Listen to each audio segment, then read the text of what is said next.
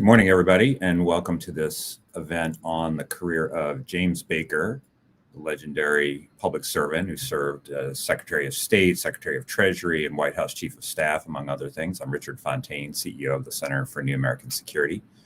The immediate occasion for today's discussion is the publication of not one, but two recent books. We have the Man Who Ran Washington by Peter Baker. That's no relation to the secretary. And Susan Glasser. This has been very widely acclaimed, and after writing this together, they remain married to each other and are with us. And Master Negotiator by Diana Negroponte. This is the role of James Baker at the end of the Cold War. Peter is the White House correspondent for the New York Times. Susan writes a must-read column for the New Yorker. Diana is a global fellow at the Wilson Center. And we're also joined by Bob Zoellick, former U.S. Trade Representative, Deputy Secretary of State, and World Bank President. Bob worked very closely with James Baker for years. And as a 1990s New York Times article put it, served as Baker's counselor, confidant, and guardian of the door, among other things. So we'll begin with some remarks from the authors and from Bob, and then we'll open it up for discussion. If folks in the audience would like to ask a question, you can put it in the Q&A box, and we'll try to get to as many as we can. But Diana, let me start with you. James Baker departed as Secretary of State 30 years ago. Why write a book about him now? Because I started writing this book several years ago. It took 5 years to write, and the origin is I was fascinated by events at the end of the Cold War. And therefore asked Secretary Baker if I could write his biography, to which he responded, no. Peter Baker and Susan Glasser are going to do that. Okay, can I write about your time as Secretary of State, which focused on the end of the Cold War? And my chapter 2 is particularly relevant to today because it is the discussion on the unification of Germany and its placement within NATO. And there are similarities, not identical, but similarities with events today over Ukraine. And Bob Zoellick played a critical role at that time. So chapter 2 in my book, it can be read today as a lesson for how we handle Ukraine and Moscow at this time. I pass it to the next speaker. All right, great. And we'll get to some of the specifics around those things because, as you mentioned, these are right in the news. Among other people putting them in news is Peter Baker, who wrote an article for the Times just a couple of days ago on one of these overarching questions of our time, which is, what did James Baker say about NATO expansion? When did he say it? To whom did he say it? And things like that. Before we get into the specifics, Peter and then Susan, maybe you can say a little bit about why you decided, of all the people you could write any of your books about, you decided to write it about James Baker, and also why that's important today of all times. Yeah. Well, Richard, first of all, thank you very much for hosting us. We're delighted to be with you. CNAS is a terrific institution, and it's a great honor to be part of this. We're happy to be here with Diana, whose book is terrific, and we're so delighted to have Secretary Zoellick with us as well, who was very helpful to us, and I'm sure to Diana in terms of helping dissect and understand Jim Baker's enormous career here in Washington. We wanted to do this book, I think, because he stands out, particularly in a moment of time when Washington feels so broken, right? Baker was uniquely successful in a different era. Why was he uniquely successful? Was it about him or was it about the era? And so the story of Jim Baker, in some ways, who had this incredible ride at the top of so many different institutions, as you mentioned, Richard, is also the story of Washington in that moment and what's changed since then. And that we started this, like Diana did, back in the misty days of the Obama era, when Washington already felt broken prior to Trump. And then Trump's arrival, we think, only crystallized, a lot of the themes and the issues that we explored with through Baker's life as kind of a lens. Well, that's right. I mean, I think we started out as former Moscow correspondents, thinking about the end of the Cold War. We arrived in Moscow only 10 years after the events in which Baker and Ambassador Zoellick played such a key role. And so for us, like Diana, that was sort of the initial impetus and really the opportunity, because there hadn't been a full examination of Baker's career, given the extreme importance and relevance of, what happened at the end of the Cold War to understanding this kind of geopolitical moment we're in. I think that was our first sort of gateway interest into this project. But, in many ways, I think we came to understand that Baker really told a story not just about international diplomacy at the end of the Cold War, but actually very much a story about Washington and the Republican Party. From the end of Watergate to the end of the Cold War, Baker had this almost Zoellick-like quality of figuring in, which is different than a Zoellick-like quality. Exactly, which is different than a Zoellick-like quality of figuring in sort of the key stories, both policy fights and political fights. And there are very few people today. Peter likes to say, imagine, Karl Rove or David Axelrod meets Henry Kissinger, and you have a sense of the unique portfolio in key roles in the U.S. government that Jim Baker played. It's hard to imagine. I think it was Tom Donilon, who was Barack Obama's national security advisor, who said to us that he considered Baker to be the most important unelected official of, the sort of late 20th century. And I think, he was sort of the gold standard when it came to White House chief of staff. He ran 5 different Republican presidential campaigns, Treasury Secretary, who put together this bipartisan tax reform bill in 1986 that still really hasn't been matched in terms of complexity and level of degree of difficulty, if you will, both on a policy level and, of course, on a political level to actually get it passed. And then the events of the Cold War. And I do agree with Diana, by the way, and we could talk about it, I'm sure, the negotiations led by Jim Baker that culminated in the reunification of Germany in this incredible short time period from this stunning moment of November 9th, 1989 and the fall of the Berlin Wall. That alone, is worth a book in its own right. But we're just delighted to be able to have a chance to have this conversation. Of course, with 100,000 Russian troops sitting on the border of Ukraine, it does seem like a pretty timely discussion to be having. Yeah, absolutely. And we'll get into a little bit of the specifics behind some of this. But let me turn, Bob, to you. You worked closely with Secretary Baker for a number of years. So maybe you can give us a quick take on the 2 books, these 2 biographies, and also talk about, biographies in general and the insights that they convey into some of the questions that we have to deal with in the foreign policy world. And now, 30 years after he was Secretary of State, why James Baker's life and career is important and being discussed when other secretaries are not. So, Richard, first, let me thank you for hosting this. I think this is a fantastic idea, and I'm delighted to take part. And I would only ask that Peter and Susan call me Bob as opposed to Secretary Ambassador. The ageism is too much. I want to start by saying that the 3 of them have really written superb books. They're impressive research, but they're also very good reading. As I reflect a little bit on them in this event, I was thinking, many foreign policy courses these days are taught through the use of international relations theory. And those lead to interesting intellectual debates, offshore balancing and realism, neorealism, so on and so forth. But frankly, they're of limited use when you face real foreign policy problems. And I think good biographies, and both of these are really superb, can really be more useful because they offer readers the detail about trying to solve problems and deal with the practice of diplomacy. So my recommendation is that the State Department should use both these books in courses for foreign service officers. And to give you another one of the same ilk, which I think many of us have been reading, Martin Indike's book, Master of the Game, about Henry Kissinger in the Middle East, provides another example. And that prompts another reflection, which is, I think Kissinger and Baker are the most powerful and effective secretaries of state since Atchison and Marshall. But of course, they operated quite differently, and that's worth sort of reflecting on a bit. I think Susan and Peter in particular have a portrait of Baker as the political man, the deal maker. Diana would perhaps call a negotiator. And they really continually focus on Baker's approach of trying to get things done. I'm sure when he discussed this with them, he repeated this a lot. It was always on sort of the outcomes. What can you accomplish, whether with clinical, canny, or calculating method.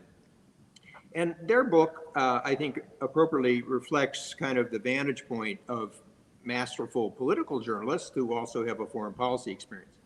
I think Diana's book, in turn, I think, which, as she mentions, focuses on Baker's State Department years, concentrates on negotiations. And here you see more of the vantage point of a top foreign service professional and diplomat's approach to the problem. And I think each reveals a lot.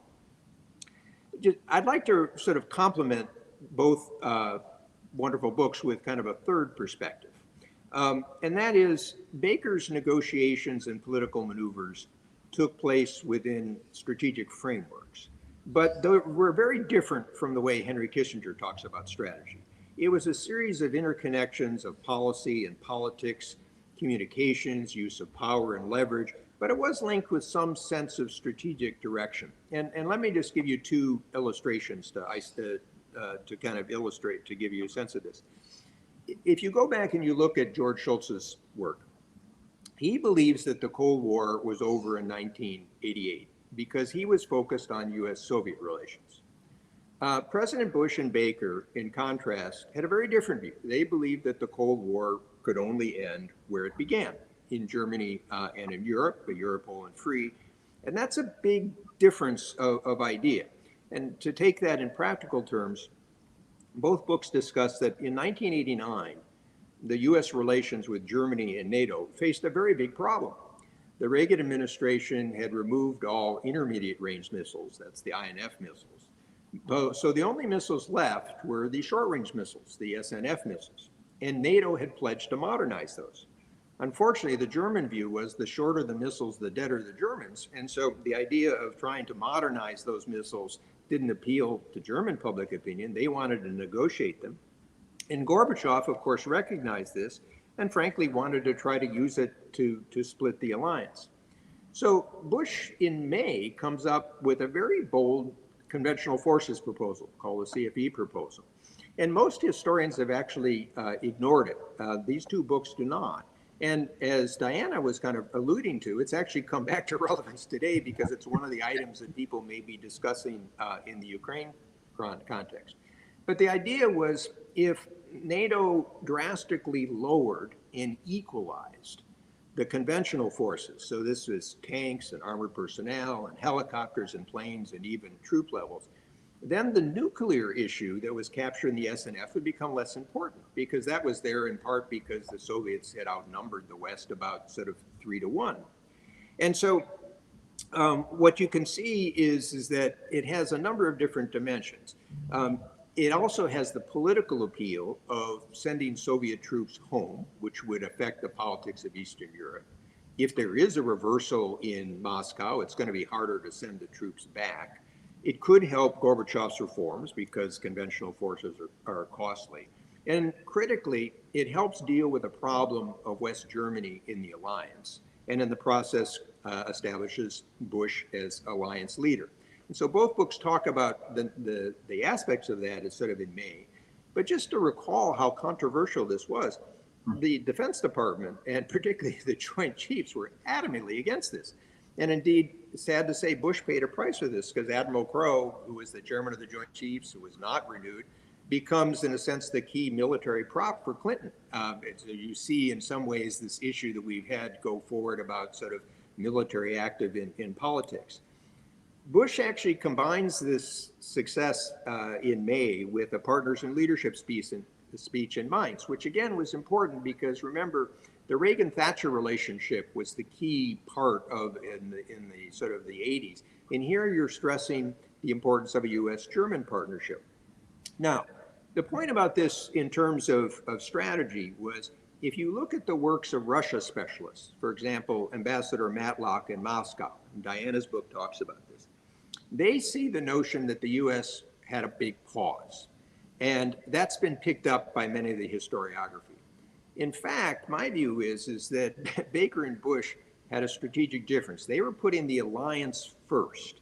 And so within 4 months, you have this bold CFE proposal, an alliance success. On top of that, you have the Central American Accords that both talk about presidential visit to Japan and China.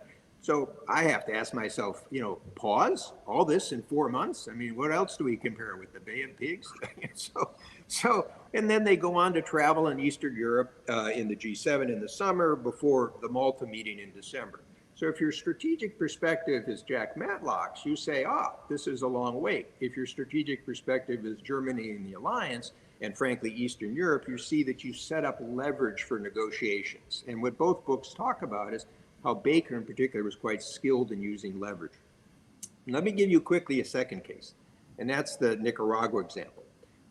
Peter and Susan do a wonderful job about talking about this negotiation as an example of congressional artistry in removing Reagan's foreign policy problem from the front page. And I remember with Baker, it must have been January or February, he was speculating how he could use his congressional relationships to perhaps deal with this issue. So it's true, but there's also a strategic interconnection. So recall this. Baker picks up on a proposal that had come from the Costa Rican president, Oscar Arias, the Escapoulas Accords, and uses that as his framework. Frankly, anybody that knows the Reagan administration, the idea of working with Oscar Arias to have the diplomatic proposal is a little bit kind of sort of off kilter. And one point that I know from experience was this became a very critical issue as we're starting to establish the relationship with the Soviets. It not only shows up in every meeting, it shows up with Shevardnadze in Wyoming, but one that really hasn't been discussed is at the Malta meeting, Dennis Ross and I stayed about 3 hours in the evening to discuss this issue with Tarasenko, the Soviet sort of aide for Shevardnadze. And so it was very clear to the Soviets that if they're going to get cooperation, they had to help us, frankly, send the message to the Sandinistas. Both books raise the question about whether this was really cut off. I have another little anecdote. When I was at the World Bank, I was talking to a former Sandinista leader who had broken with Ortega. And I said, did you feel that the Soviets were squeezing you on this election? And they said, we certainly did. Now, you can look at the arms shipments or others. But strategically, there was another part. To make this work, we had to go beyond a deal with the Congress. We had to flood Nicaragua with observers. And perhaps the most interesting observer is a man named Jimmy Carter. Now, if you look at Jimmy Carter's relations with the Reagan administration or the Clinton and Gore administration, they're not half as good as they were with Baker. And Baker had always a very professional relationship with President Carter. And he recognized that Carter's involvement would be critical if there was fraud in the elections that convinced Democrats in the Hill. And in the event we won, it would be important in convincing Ortega that the world wanted him to leave, which is exactly what happened. And so when this goes on, actually, there was a similar approach with El Salvador, which followed the UN process. And Diana, because she was actually in Latin America at this point, sort of covers these in her book. But if you reference, authors have to decide. They have lots of material to try to cover. But there's a couple of points where say, well, was Baker really interested in Latin America? Well, you got Nicaragua, you got El Salvador, you got a Panama invasion. NAFTA wouldn't have happened if Baker, to be honest, the U.S. Trade Representative was a little cautious about it at the start. We pushed the Bush forward. And so, and then they had the 4 years of Latin America debt issues at the Treasury. So this is not by any means to be critical. These are wonderful books that focus on elements. But what I'm trying to add here was there is a strategic dimension to Baker in addition to the political and negotiating dimension.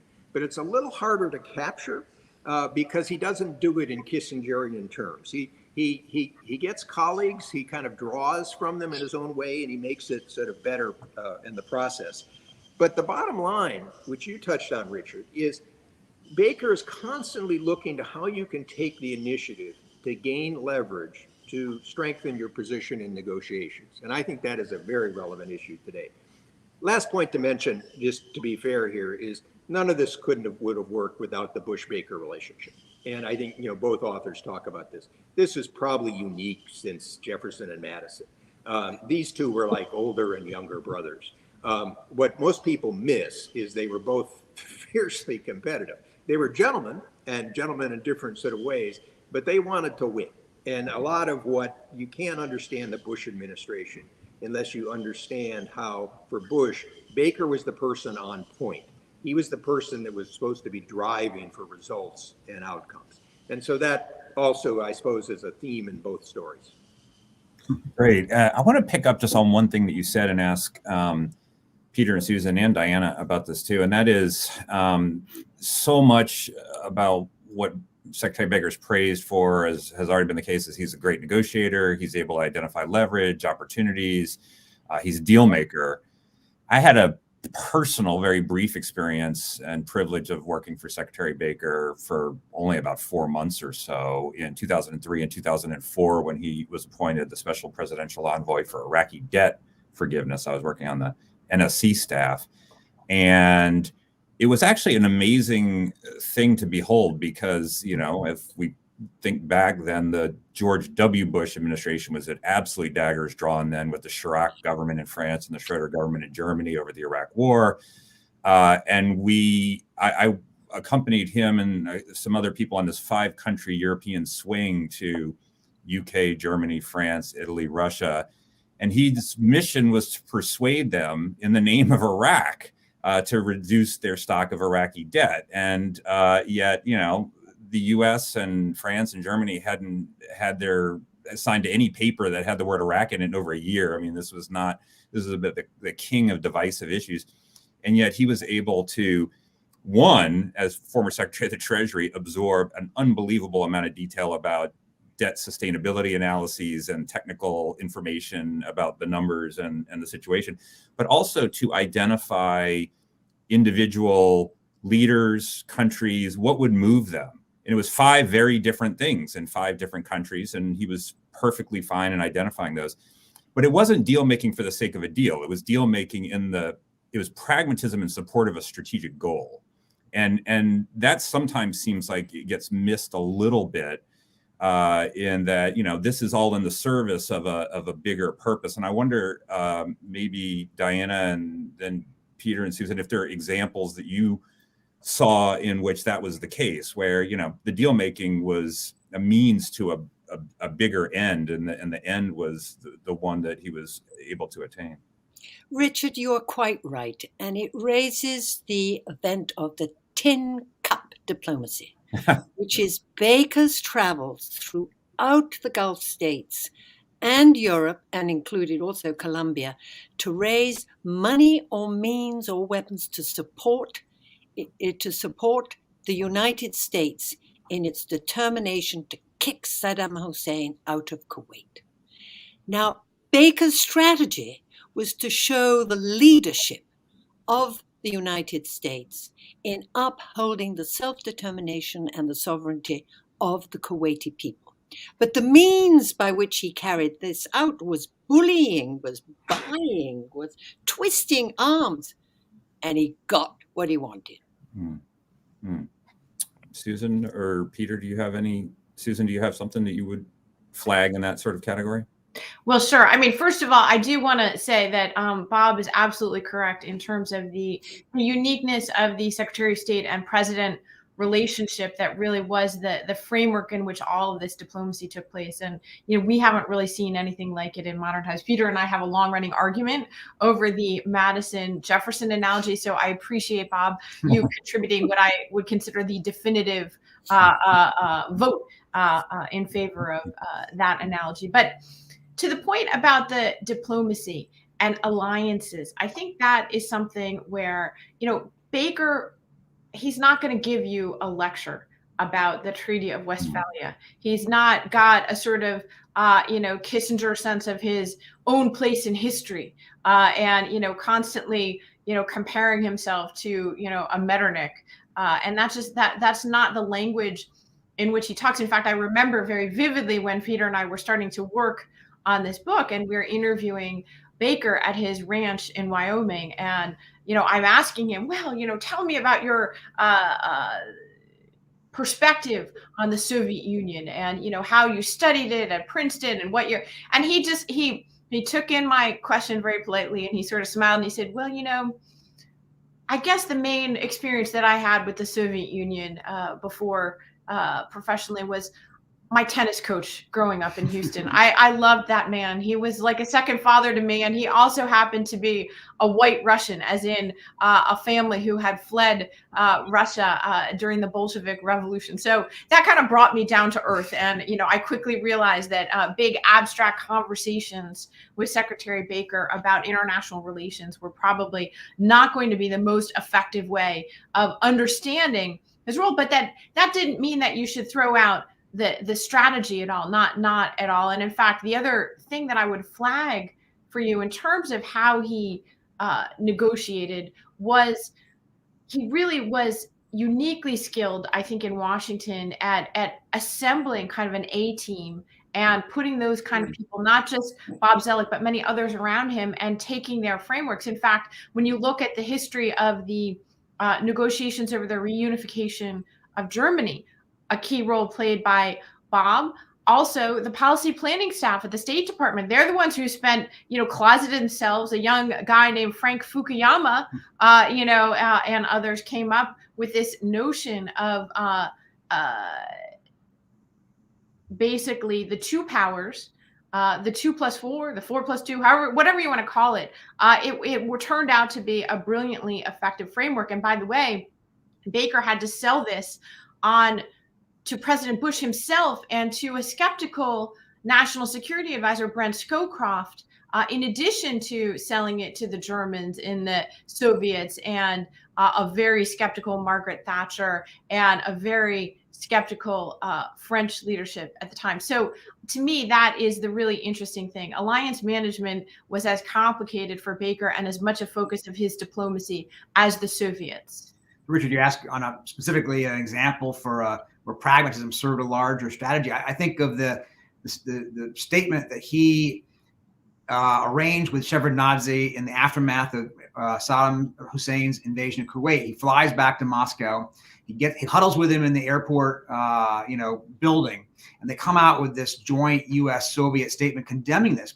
Why is he doesn't care. He doesn't need the Soviet Union to participate in the ouster of Iraq from Kuwait. What he's trying to do is two things here. He's trying to obviously show Iraq that it's isolated, that its traditional partner, its traditional sponsor, the Soviet Union, was not going to back him. But more importantly, to anchor the Soviet Union, the emerging Russia, into the international community in a far different way, right? In a way we had never seen in the post-World War II context. And that secondary priority in some ways was the more lasting one, right, for a while. And unfortunately, today we see how temporary it was. But the idea was we were going to hold hands with Moscow on this in order to say this is a new world. It was a new world order, as we say. It didn't matter so much, in terms of the outcome in Kuwait. That was probably preordained, whether the Soviets support us or not. But getting Shevardnadze and Gorbachev to stand with them did serve that larger strategic vision that he had, even if it wasn't Kissingerian in the way Susan described.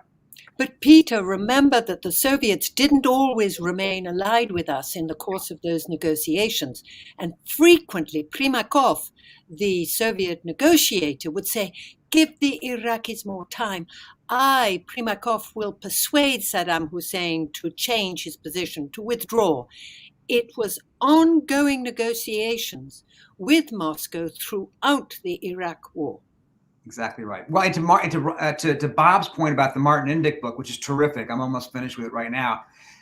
What Kissinger didn't do, Baker did in terms of the Middle East peace process, right? Kissinger did not bring in the Soviets to the table, even though he didn't need them, because he didn't want the Soviets to be part of the Middle East. His goal was to get the Soviets out of the Middle East. Baker, when it comes to Madrid, brings the Soviets to the table, again, for this larger purpose, not necessarily even for the Middle East part of it, but to anchor the Soviet Union into this idea of a broader, global order, in effect. And obviously. Right. Well, we have to look at the politics of the Soviet Union at that time too. I mean, not only was it radically different from Brezhnev's Soviet Union, Gorbachev and Shevardnadze were partners for Baker and Bush. But part of the problem was, and Diana suggests this, they didn't really control fully their rapidly unraveling empire and their rapidly unraveling bureaucracy. And in fact, this dynamic, you look back in hindsight at the end of the Cold War, and it really was a race against time. And, in particular with German reunification, Imagine that the coup in the Soviet Union against Gorbachev had happened a year earlier. Certainly not out of the realm of possibility. Shevardnadze actually quit the government because he was so worried about the right-wing putsch in the making. And so I would just sort of throw out there that there's a real urgency to this, that while you have goals in mind, that partnership between Gorbachev and Shevardnadze and Baker and Bush was extraordinary in the context of the political pressures that each side, and in particular Gorbachev, were facing at that moment. This is a good segue into hitting, I guess, the historical question of the moment with 100,000 Russian troops on the Ukrainian border, the Russians saying, well, as part of the price of our acquiescence to German reunification, you said you wouldn't expand NATO to the east. James Baker said you wouldn't expand NATO to the east. You did expand NATO to the east. In 2008, you said Georgia and Ukraine would at some point be members of NATO. You took advantage of us. We were weak, now we're strong, and we're going to revise that understanding. So, Peter, what happened for real? Well, and I'll be interested in Diana's, take on her research too. Our research shows obviously that there's something to it in the sense of the conversation, but it's obviously been distorted for political purposes by Putin and the Russians. There was a conversation, obviously, during German reunification about what it would mean if East and West were together again. Would they be part of NATO? That was a rock solid commitment by Bush and Baker and Kohl to have a new Germany anchored in NATO. But what if, Baker said, we made some concession to the Soviets to get their agreement, in which we said, basically, we won't move NATO jurisdiction. That was the word he used at first, to the east. Well, that was a mistake. Condi Rice back in Washington and the NSC staff shot a rocket off saying, wait a second, don't say that. That's too far. And Baker pulled back.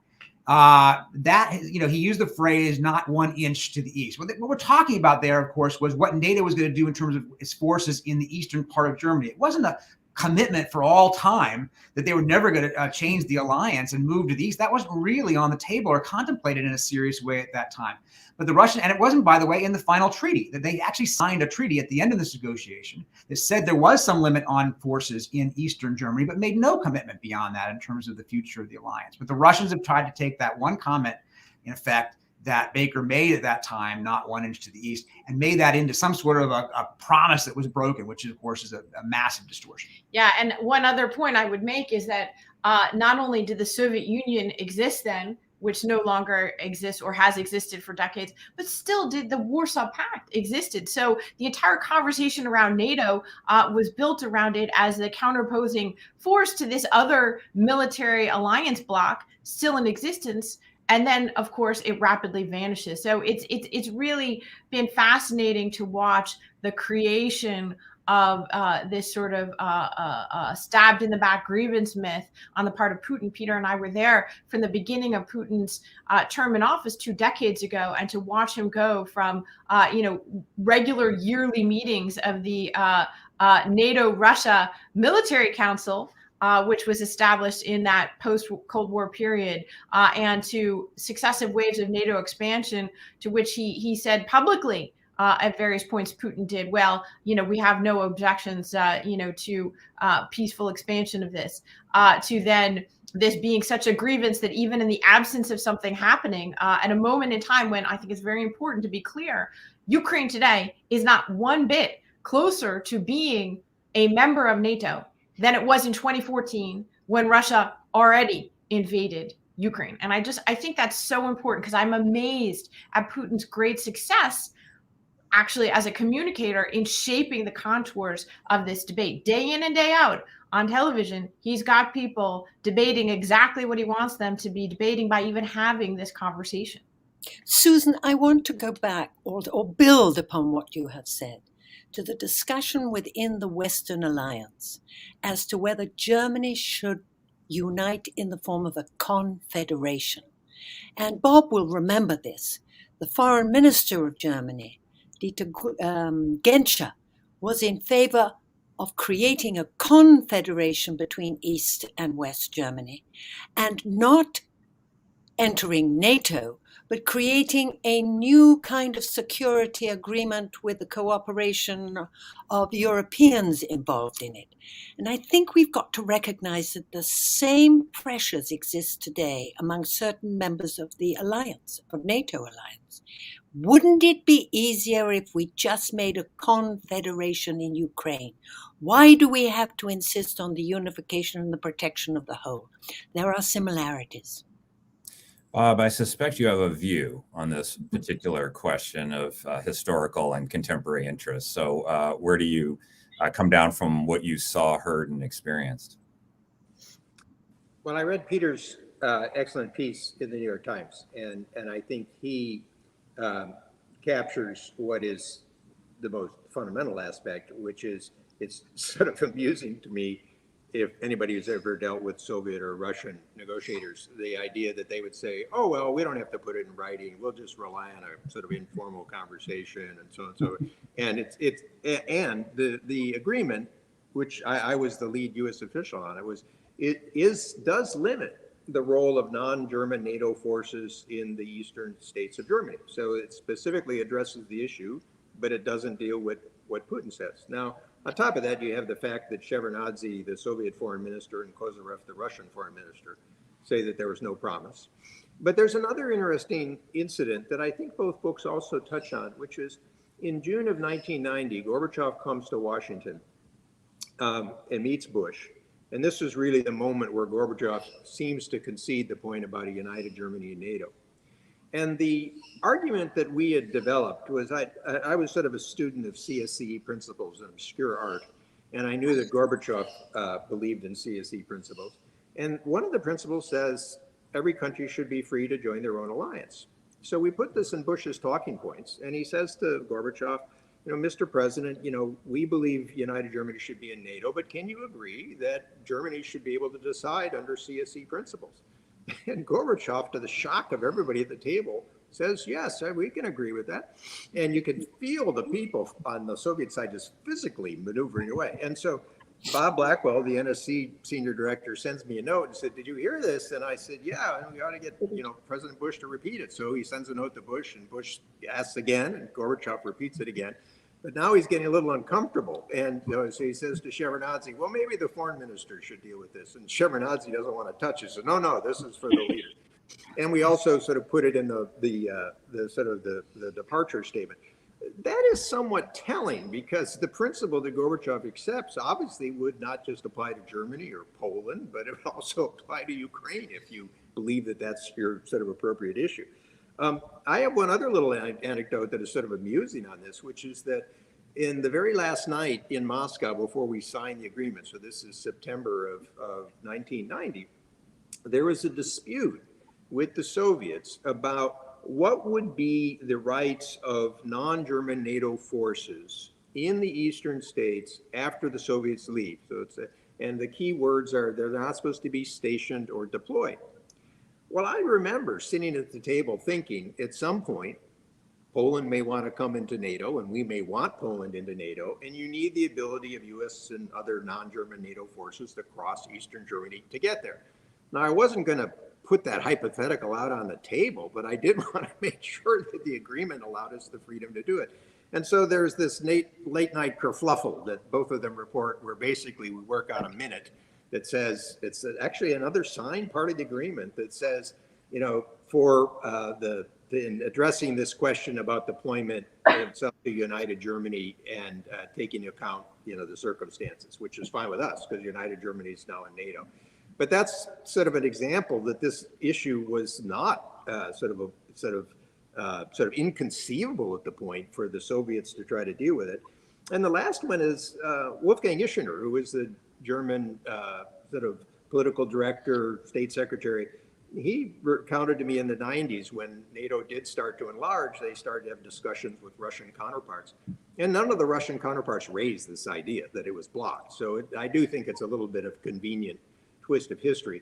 Coming back to Peter's point, but I think this is important for the larger story here. So what did happen? Well, good diplomacy tests ideas. And unfortunately, diplomacy has often now become a sort of a game of making your public statements and then repeating them louder if the other guy doesn't sort of agree. Good diplomacy is coming up with initiatives and trying ideas. And in February of 1990, as Peter mentioned, or Susan mentioned, the first challenge was we had to create this 2+4 process. So we had a mechanism to deal with the 4 power rights. But then Baker was posing a strategic choice to Gorbachev. He was saying, look, I understand it's uncomfortable for you to have Germany and NATO, but would you rather have an independent Germany, big power, again in Central Europe, or would you rather have it be linked to the West? And, that's a difficult emotional choice. But one thing that the Soviets didn't want is another big Germany and Mittel Europa. We'd seen how that had worked out in the 20th century. So that was the way in which he phrased it. And then, as Peter mentioned, he then used this term jurisdiction. He's a careful lawyer. Actually, the identification of this problem came from the German Secretary General, Manfred Werner, who said, look, we need to have special status. It wasn't so much sort of Condi, although Condi may tell you that. But so Baker quickly changes it, his position, and that's clear to the Soviets. But the one other point I want to draw attention to here, because it relates to Ukraine today, is what you see throughout this process is this. Baker, as a hunter, has this phrase about, the worst thing to be in politics or in hunting is to be a stationary target, right? And so what he's always looking for ways you can take the initiative, you can get leverage, because you're then going to be negotiating with your parties. I think one of our problems now with Ukraine is, if you think about the debate, we're totally on the defensive. We're totally reactive. Putin controls all the initiative. And so, again, just to give you a real world example, one of the things I'm surprised no one has sort of come up with is the idea that at the end of the day, we want a Ukraine that is an independent democracy. Frankly, from my point of view, it's okay if it's got good relations with Russia as well as the West. The key to that is going to be its economic and political reforms. So why not have the United States work first with Canada? It's got a big Ukrainian community, then the EU, and come up with what we'll call a mini Marshall Plan. And the terms would be, there has to be political unity within Ukraine, which is an issue right now, as you see going on with the former president, and to push on the serious economic reforms. Now, what would this do? It would signal to the Ukrainian people that we're going to be there for the long term. We're not going to do the fight for them, but we're going to be there for the long term. It also signals that to Putin. If he decides to take a move, he's going to be engaging not in a 1 month, 2 month venture. This is going to play out over a long period of time. Frankly, I would combine that with additional arms, because if you're afraid of provoking Putin at this point with arms, this would be a very typical Baker view. You've already lost the game. I mean, you've ceded everything to him. And so if you take those two steps, just think of what you've done. All of a sudden, you've surprised people. The U.S. is taking the initiative, organizing its allies and parties. All of a sudden, you're getting additional leverage. Now, I wouldn't stop with that. I'd be quite comfortable with the idea of negotiating something along the lines of CFE or missiles or nuclear or OSCE sort of commitments. But you're not doing it with back on your heels. So it's a good sort of practical example of, if you think about initiatives or leverage, you frankly never want to be in a position where you're just totally reactive. You could see that with President Biden at his press conference yesterday. We have a couple of questions from the audience I want to get to. Susan, maybe I'll pitch this one your way, but if others want to come in. This is from Terrence. Are there any new James Bakers in our political pipeline? And because there might be a very short answer to that question, let me just extend it a little bit to something you mentioned and something you cover in your book, which is that your book's about Baker, but it's in the political era in which Baker operated. So if he was serving in this political era, how effective would he be? How much of this was about taking advantage of something that's past in the way we conduct ourselves? Well, I guess everyone can tell, this is not the first time Rich and I have had this conversation. You're right that the answer is short. It is a no, in part because of the moment. And I think that was a question that Peter and I had starting out and doing the book, but I think one that's been answered more or less, which is that, Baker was uniquely skilled. We've talked about some of the ways in which he was able to pursue creative, pragmatic, results-oriented diplomacy. But what we haven't talked about is because he operated within a political system and at a moment in which the incentives, the rewards, and indeed the imperative was to get things done. And that was a key lesson that he learned, not in a international diplomacy course, but really in politics, and in particular by being Ronald Reagan's chief of staff. I think it's so important to understand the framework of politics and diplomacy in the 1980s, the moment when Baker, sort of comes into his own as this independent figure. It's in a context and in a Washington in which Democrats controlled one or both chambers of Congress the entire time that both Ronald Reagan and George H.W. Bush were president. That's a long time.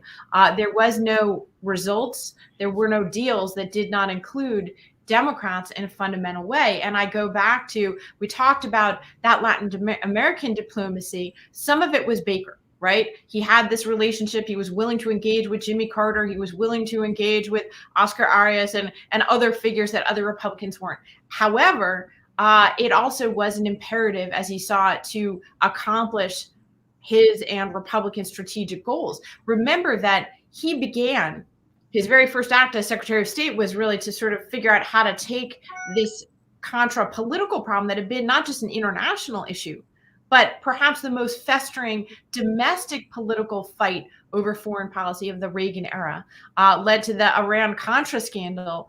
He took that off the table literally within weeks of having been the campaign chairman and running this absolutely scorched earth, nasty campaign against Michael Dukakis, the Democratic nominee. They determined early on under Baker's stewardship that the only way to take George H.W. Bush back from a 17-point deficit coming out of the Democratic convention was basically to eviscerate the reputation and the patriotism of Michael Dukakis, a liberal but essentially wonky, technocratic, and very patriotic governor of Massachusetts, I should add, right? Literally, after running this campaign, after signing off on the use of Willie Horton and other really dirty campaign techniques, Jim Baker becomes Bush's nominee for Secretary of State and is sitting down with Jim Wright, the Democratic Speaker of the House of Representatives, to talk about how to make the deal on the Contra. So I lay that out because I think it's really important to understand Baker was able to do big things. Peter and I found him to be, even in his late 80s, and now he's in his early 90s, to be absolutely at heart, not only hyper competitive, as Bob pointed out, but also truly a negotiator, right? Jim Baker, that's what he is. He delights in figuring out, what's the space, even if it's not even discernible to the rest of us, where he could bring together two irreconcilable sides. But even with all that, the politics has just changed. He wouldn't be comfortable in this sort of performative outrage era that we live in. Diana, maybe I can. But there's a lesson. There's a lesson to be learned from this. And that is, rather than look for an individual, look for a movement which sees bipartisanship in foreign policy, because that was key to Baker. And as Susan has said early on, creating bipartisanship over Central America was an impossibility to all those looking at it, but he achieved it by working both sides of the aisle. And that is a force we have to hope can be recovered and repeated. Can I just say one thing, though, because I think it's important?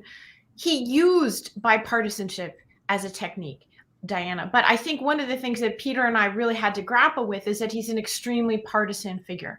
And his voting twice for Donald Trump is an example of that. And his identity, his brilliance, arguably, as a negotiator, was to find a way for both Republicans and Democrats to find it in their political interests to make these deals, rather than saying that there was some sort of forcing them to accept the other's ideological positions. What he did was to find a way to give everyone what they thought that they needed politically. And I do think that's a common misinterpretation of bipartisanship in Washington that often leads to heartbreak and to deals that don't get done. There's another political dimension to this, and maybe, Bob, you can address this, which is, how do you negotiate, including giving things without absorbing so much political heat for having done it or appeased it, or that you render yourself ineffective? I mean, one thing that Jim Baker seems to have, something maybe I'd call strategic empathy or something like that. So, he wants to find out what the other guy wants, what the other guy can accept, where the other is coming from. It doesn't mean that he accepts it. It doesn't mean that certainly doesn't mean he agrees with it, but it doesn't mean he wants to understand it. And he wants to talk to the guy about it. So he's going off to talk to the Soviets. He's going off to talk to Tariq Aziz. He's going off to talk to, the Democratic Speaker of the House. He's going out to talk to these people. There's an inherent political danger in doing these kinds of things. And I think you see some of this now.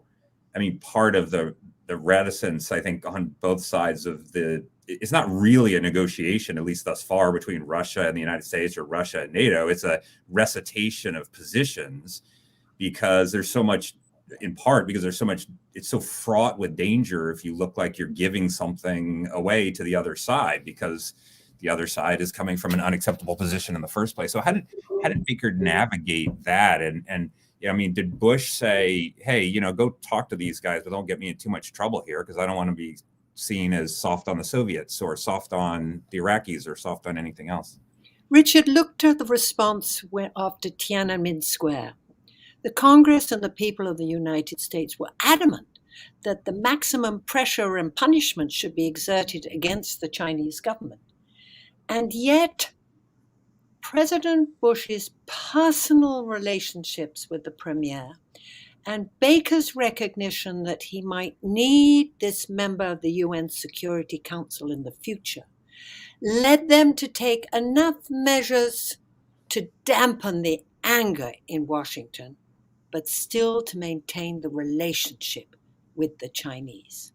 I think that is a lesson for all of us. Bob? So Richard, I think you're onto a key point here.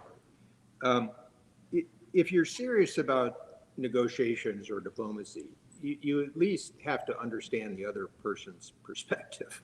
It's where I was making the joke about when diplomacy just becomes repeating your talking points louder and more slowly. It doesn't mean you have to agree with it. In fact, far from it. But and since there's also been references to the unique role of the U.S. as an alliance leader, this is part of alliance leadership too. There's an assumption sometimes in Washington, the U.S. can just dictate what our allies want. That doesn't sort of work that way. And I mean, to be honest, this is one of the arguments I have with a lot of people today about China policy. We may not like everything China does, but it's probably useful to try to understand at least the perspective that they're sort of bringing to it. Having said that, and this comes back to the point about initiative and strength, it's easier to negotiate or to find solutions if you have a reputation of somebody who is strong and doesn't sort of give up easily. And here, this Baker accumulates this over time. And I think Peter and Susan, maybe Diane also tell this wonderful story from Rick Byrd about the negotiations with the backfire bombers, where at the end of the day, Baker's really squeezing the Soviets. Rick thinks he's squeezing them too hard. Shevardnadze's on his last legs, and Baker basically says, look, I want to show those son of a bitches at the Defense Department I could do better than they could. Okay, so it's partly sort of that aspect to it. But I differ a little bit with Peter and Susan. The political environment, of course, has changed, and it even started to change in the 90s with sort of the Gingrich Revolution and sort of aspects of policy. But look, for example, in the Central American case, the strategy basically comes from Bernie Aronson. Bernie Aronson is a Democrat, but he'd been worked with Henry Hyde and John McCain. Baker sends me off to talk to Bernie just to kind of get ideas. It wasn't, but I come back and I say to Baker, we ought to hire this guy. This is the guy we ought to bring in. Now, Bernie, of course, some of the Republicans, including the vice president's office, they didn't necessarily like Bernie. We always had to sort of deal with that, okay? But he was willing to reach out to a Democrat, put him in charge of this very sensitive policy issue. In a way, Baker and I had his back. I was doing a lot of the congressional work too, and at least at that time, I was treated as a serious Republican, so I could carry along some of the weight of that. But, so ask yourself, has Biden done that? Biden had an opportunity here to kind of move across the middle. Instead, Ron Klain and his White House has moved to the progressive left. I think that was a mistake in terms of their overall politics. But let me give you another example. And this just shows the fact that these will seem like odd ideas gives you a sense of the different context. So Biden's not going to get his voting rights bill through, okay? But as James Carville said, under the Clinton era, it's best to talk about your accomplishments, not the things you can't get done. It's sort of the whiny party here. And yet on the table is this reform of the Electoral College Act going back to 1877 or 87 and you could get a bipartisan vote on that. Now, what would that accomplish? Not all of what the Democrats want in terms of voting rights, but it would really be a wonderful way of slapping Trump for his effort to try to manipulate the Electoral College, and it showed that Biden could get something done and fixed. Similarly, as I used the Ukraine example, but I could use others, you need to find areas where, and this is often hard if you have a purely partisan mindset, that are kind of the other guy's topics, but you can manipulate them to your side. So let's even take Bush 41. He passed his Clean Air Act amendments. I mean, do people consider that to be a Republican? Americans for Disability Act, you know, a budget deal, which he pays the price for revenues. If you don't control the votes, and Biden doesn't control the votes, if you want to get some things done, as he did on infrastructure, you have to think with a different mindset of this. Now, the other point that is absolutely critical, internationally or domestically, is trust. And kind of your word is your bond. And this obviously is kind of a fundamental for Baker's sort of dealings. But I personally believe you could get more done today, but it's not, to be honest, it's not the dreams of the progressive left or the far right. But if you want to reestablish the center, you need to sort of conduct your politics a little differently than we're conducting them today. Okay, one last question just come in from the audience before we break, and this is from Will. Bob, maybe I'll start with you on this. At a time when U.S. leadership on international economics and trade is muted or absent, what can we learn from how Secretary Baker approached these issues at Treasury and State? Yeah, that's a good one because, not surprisingly, given most of the focus of the State Department years, this doesn't get as much attention. Although obviously Peter and Susan talk about it, particularly in terms of the tax reform bill. But, you know, keep in mind, this was even during Bush 41, we sort of invented the APEC process, which is something that Baker and I have been thinking about actually in the Treasury period, sort of coming off the sort of the G7 process. And this was a strategic perspective that with the end of the Cold War, the traditional alliance relationships, spokes of the wheel with Japan, Korea, Australia, we're going to need to change, and you're going to need to have an economic framework. And actually, there's also something with Japan, it's called the Structural Impediments Initiative, trying to move from the case-by-case sort of approach to this. So Baker always thought about economic strength and power terms, not necessarily in the way that, you know, a economist at the Federal Reserve would think, but it was sort of related to sort of political economy. And to relate it to the type of sort of issues that we were just talking about, look, if Biden is going to leave Afghanistan, which is going to look like a retreat, the Baker logic would be you need to combine it with an initiative somewhere else. And frankly, that would have been the Kissinger logic too, with Nixon and the opening to China and Vietnam. So frankly, I mentioned two possibilities. One is this was a golden moment to have a big initiative dealing with COVID along the lines of PEPFAR that Bush 43 had done. I would have put Bush 43 and Obama as co-chairs of the project. You know, would have been soft power. It's the type of thing that only the United States could do. You know, would change a little bit of the public debate to a whole new set of initiatives. It's also a good thing to do. Or another one would be, could you go back with the Trans-Pacific Partnership? Now, I understand that all the conventional wisdom in Washington is no, this won't get done. You might be able to position the Chinese issue a little differently on the Trans-Pacific Partnership today, but it would require some political effort. Or a minimum, as I've been saying, you could go with a digital sort of trade proposal, which is probably as important today. But what I'm trying to bring out to this conversation through today is that sometimes this idea of, oh, well, this was a bygone era. Yes, there are undoubtedly differences, but there's some lessons to learn here about taking the initiative, building leverage, making sure that you're shaping the agenda as opposed to sort of being in a reactive mode that we can still apply today. And international economics is one where the Biden administration, in my view, is kind of totally stuck. All right. Well, thank you all for joining us for this great discussion. Just as a reminder, so Diana Negroponte's book is Master Negotiator. I'll hold this up so everyone can see this. Peter and Susan have The Man Who Ran Washington. Bob Zoellick, I don't have his book next to me, but his is America and the World. So I should give a shout out to that, which is a masterful history of U.S. diplomacy and foreign policy. Thank you all for joining us for this great conversation. And thanks to everybody who tuned in. And thanks very much and goodbye. Goodbye.